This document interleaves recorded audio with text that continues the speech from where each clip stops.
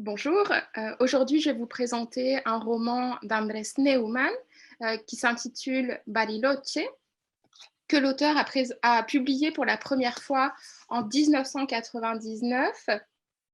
donc chez la maison d'édition Anagrama, et qu'il republiera plus de 10 ans plus tard,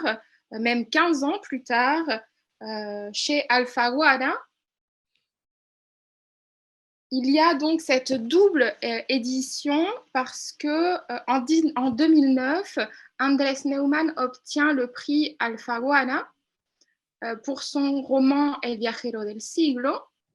ce qui donnera lieu à l'écriture d'un autre livre qui est Como viajar sin ver, où il raconte d'ailleurs la tournée qu'il entreprend en Amérique latine pour promouvoir El viajero del siglo.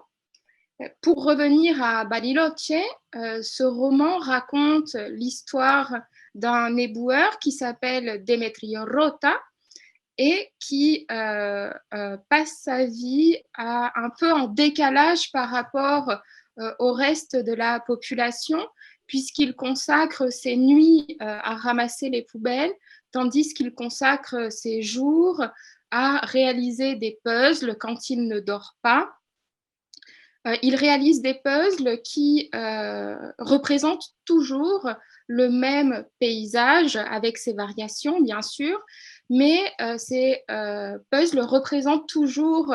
la Patagonie argentine et notamment la ville de Bariloche, qui est donc une ville qui se situe dans le sud de l'Argentine. Cette ville est pour lui synonyme d'un paradis de l'enfance associé aux souvenirs. Et donc le roman se partage entre plusieurs voies narratives, entre la narration du présent, où Demetrio vit à Buenos Aires, où sa vie est assez, il faut le dire, médiocre,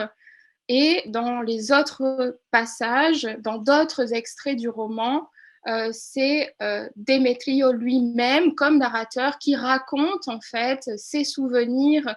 d'enfance et plus précisément d'adolescence à Bariloche. Et donc il y a comme ça une division, une fracture, une alternance entre passé et présent, mais aussi d'une certaine façon entre une vie idéale à Bariloche et une vie un peu cauchemardesque pour lui à Buenos Aires, dans cette ville qui s'avère aliénante et qui ronge en fait les habitants. Ce roman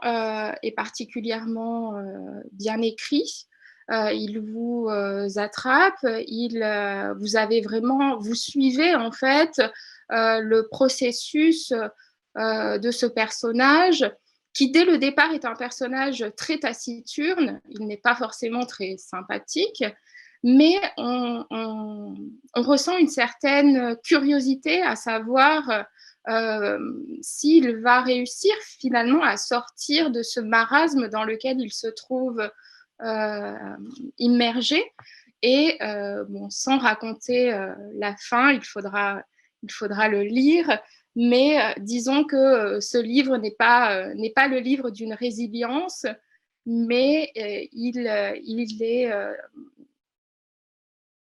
il vous attrape dans sa construction, dans sa caractérisation des personnages, mais aussi dans l'habileté, dans la façon dont il est construit pour maintenir un certain suspense. C'est-à-dire que l'auteur manie habilement la narration à la troisième personne du présent et la narration du passé à la première personne pour créer en fait une attente de savoir qu'est-ce qu'il va se passer dans les souvenirs, mais qu'est-ce qu'il va se passer aussi dans le présent, jusqu'au moment en fait où les deux vont se réunir et où le destin de Demetrio Rota va se concrétiser donc à la fin du roman, que je laisse comme ceci en suspens et qu'il faudra donc aller lire.